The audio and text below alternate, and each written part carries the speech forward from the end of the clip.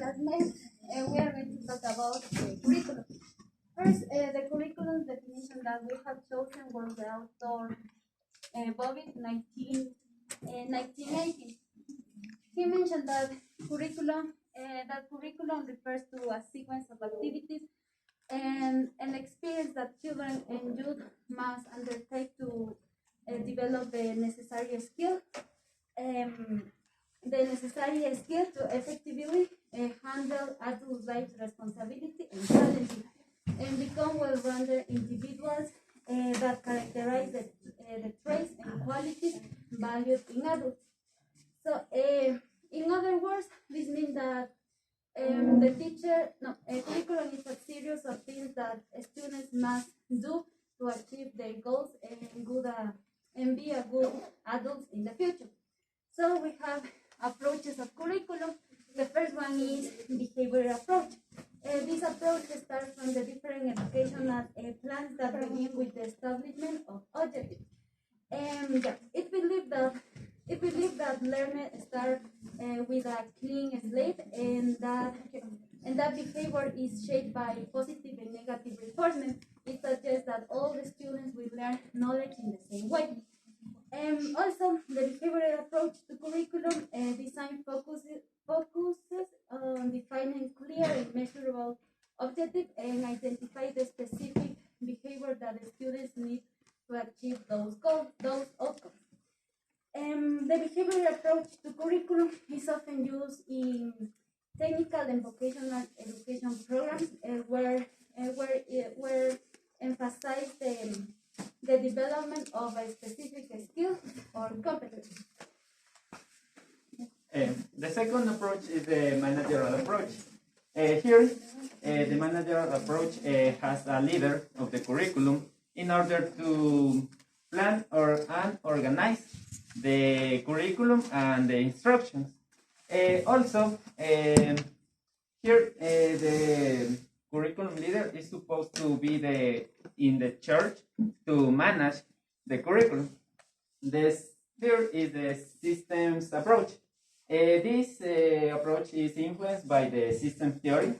The system theory is in base of the technological tools and the system tools that has the organization chart of the school. Here the proponent was George Beauchamp, and the last is the humanistic approach. Here consider the different types of curriculum, the formal, informal, the hidden, and the planned curriculum. Also, this humanistic approach has a progressive philosophy in order to believe that the whole child has the total development of the curriculum, and also the learners are the center of the curriculum.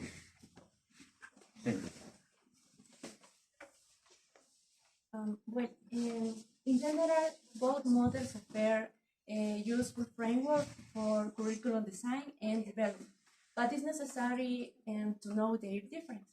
For example, Tyler model is deductive, for it proceeds from general to specific, and Taba model is inductive.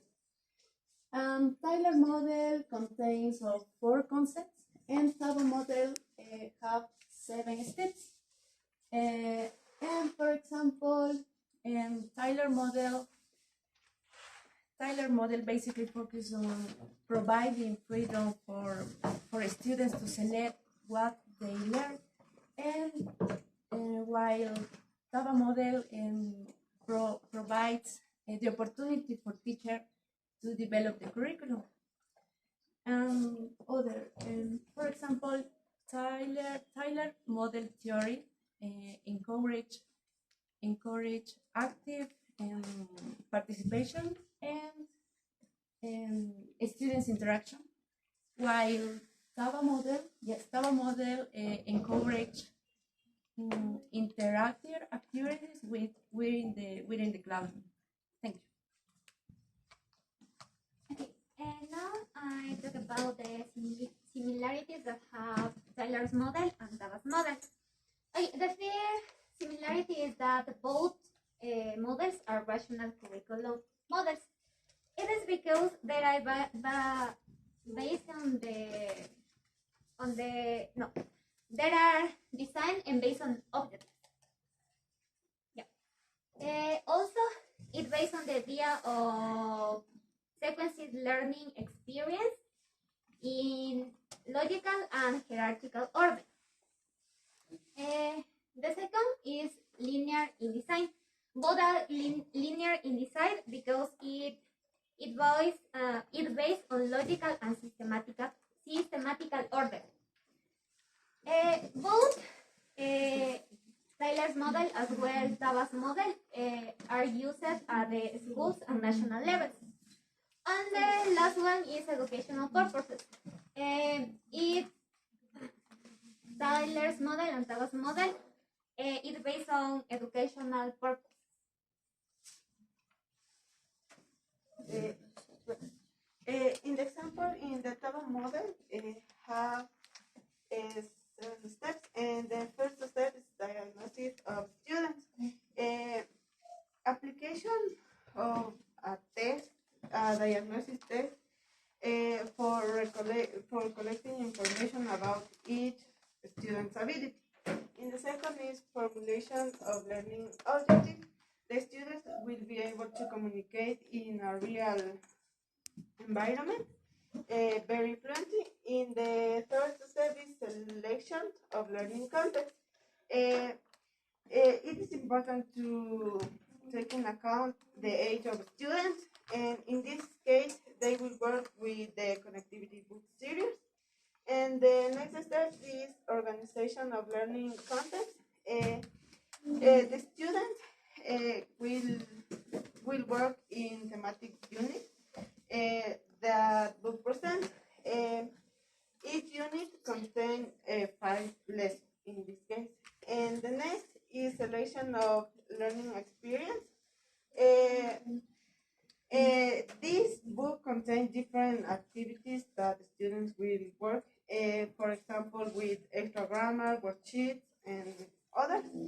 And the other is organization of learning activity. The students will work in groups on each unit that the book presents. And the last is determine what to assess and the means. In this part, the students will be evaluated through a oral lesson, for example, with dialogues or conversations. Okay, now I want to explain the Tyler model. The Tyler model curriculum describes how to formulate the objectives and how to organize them and how to analyze them. According to the Tyler, have the 4 steps: the objective, education experience, organization, education. The objective indicate the kinds of the students to go. For example, the student will be able to know the cause that intervene in the motivations of learning in the second language English. The second step is the education experience. It refers to the teaching and learning process, the method followed, and other students to planning to facilitate the teaching and learning process. For example, during the class, the students will work collaboratively and have a debate. And second, the third is organization. It is to process to put in the contents of the learning experience. For example, the student will collaborate in different activities. For example, of the unit 1 and 2 and through the digital magazine. And the final is evaluation. The evaluation is extended with the objective is achieved can be assessment of the through appropriate the content the assessment process. For example, the student will be evaluated through a debate, or the student will assessment through the writing test. Okay, Araceli, I have a question for you. Why